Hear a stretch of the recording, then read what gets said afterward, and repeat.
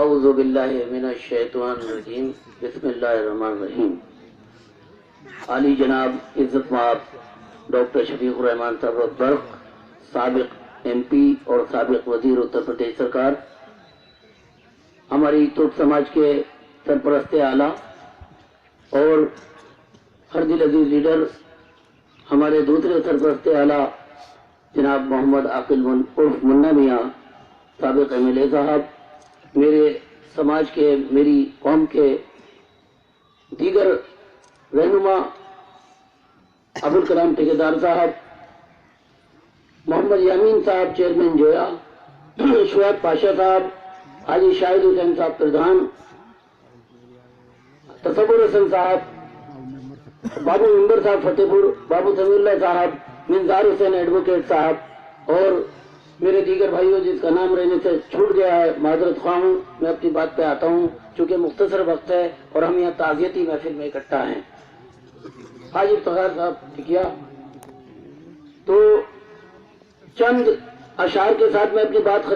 شروع کرتا ہوں کہ سیاسی عید سے نفرت کی دیواریں بناتا تھا، محبت کی قسم کھاتا تھا، تلواریں بناتا تھا،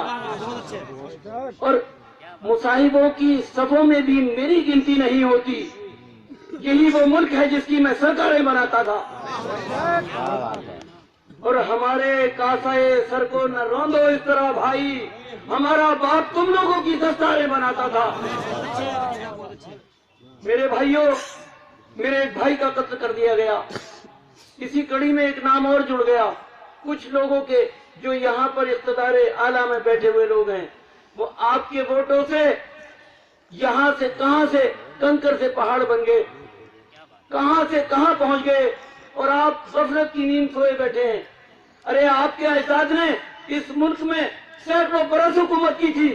ذرا اپنے ماضی میں جھانک کر دیکھو، اس کا وجہ کیا ہے؟ اس کی صرف اور صرف ایک ہی وجہ ہے کہ آپ کہاں سے کہاں چلے گئے، اس لیے کہ آپ منتشر ہیں، آپ کا شیرازہ بکھرا ہوا ہے۔ ارے میرے بھائیو، ایک ہو جاؤ اور نیک بن جاؤ۔ آج شوکت پاشا ہمارے بیچ نہیں رہے، لیکن شوکت پاشا کی اس قوم کے پرتی اس قوم کے لیے جو محبتیں تھیں، آج یہاں پر میری قوم کے کلمہ گو بھائی جو بیٹھے ہیں،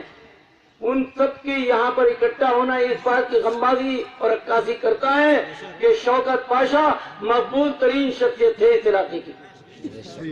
دوستو، میں زیادہ بات نہیں کہوں گا،